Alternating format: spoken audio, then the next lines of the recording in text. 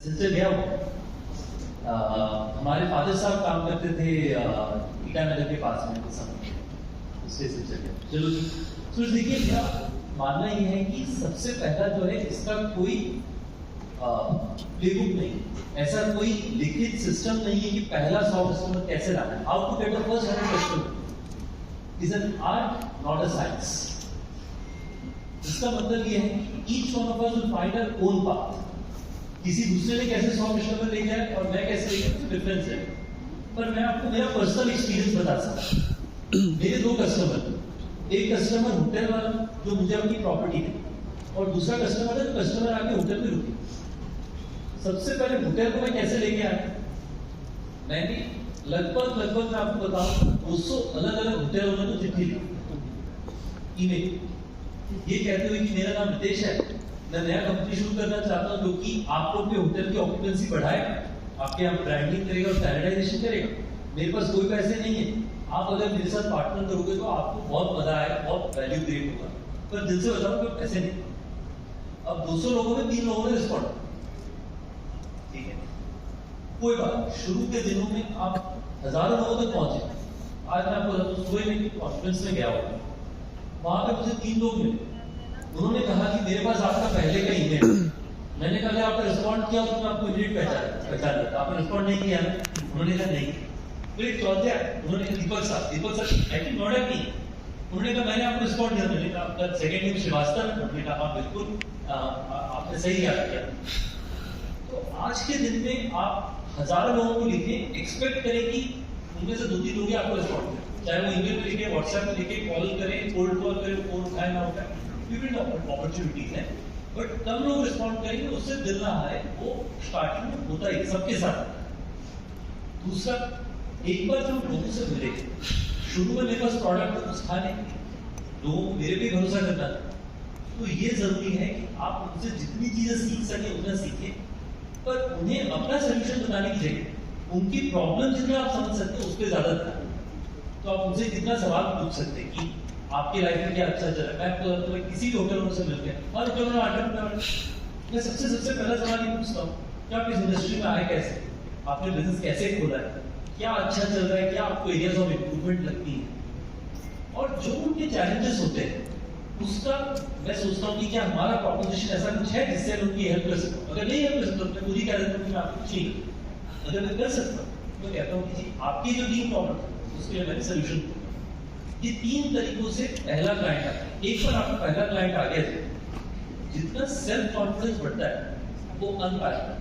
मैंने तो पहला क्लाइंट अपना थोड़ा मार्जिन कम भी था फिर भी साइन अप किया, क्योंकि मुझे लगा कि पहला क्लाइंट अगर आ गया तो मेरे को अपने ऊपर कॉन्फिडेंस बहुत बढ़ गया। जैसे ही वो पहला वाला क्लाइंट आया, फिर वो रास्ते पहले वो महीने में उनकी ऑक्यूपेंसी काफी बढ़ी।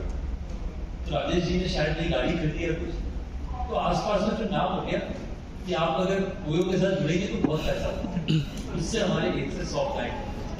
तो पहला क्लाइंट जरूरी है, पहले 10 क्लाइंट इन्वाइट जरूरी है, उसके बाद आपका वर्ड ऑफ माउथ से फिर वो जो हजारों लोगों को आपने मैसेज दिखा था जिन्होंने रिस्पॉन्ड नहीं किया ना, खुद आपको फोन करें कि आपके साथ आते। I wish you all the very best. Sir एक और क्वेश्चन था। ओके, जैसे आपने अभी बिल्ड कर लिया, everything going good, then I thought कि थोड़ा सा स्केल करना है। तो स्केल करने के टाइम पे आपने क्या सोचा कि इस फील्ड में आपको एग्जैक्टली मतलब इनिशियल जैसे कि होता है ना कि अच्छा 100 क्लाइंट्स हो गए, बिजनेस बन रहा है, मंथली एक रेवेन्यू आ रहा है 10 लाख, मतलब जो हमारे रेट के हिसाब से मान के चलो 3 to 5 लाख आ रहा है, ठीक है, it's good. But now we are thinking like 10 lakh या फिर 20 लाख लेके जाने का कंसिस्टेंट बेसिस में। तो आपके फील्ड में मतलब आपने किस किस चीज में फील्ड मतलब फोकस किया और स्केल आपने कैसे किया? बहुत अच्छा सवाल है। मुझे लगता है कि स्केल के लिए एक इंसान individually, one person can not individually create a very large business, he can create a big enough business, create even big. तो at that point of time it's important that you can bring partners and team members. तो मैं आपको अपनी कहानी बताता हूँ। I had just started my company for few months, मेरे पास तो पैसे थे नहीं किसी को अपने साथ में जोड़ने के।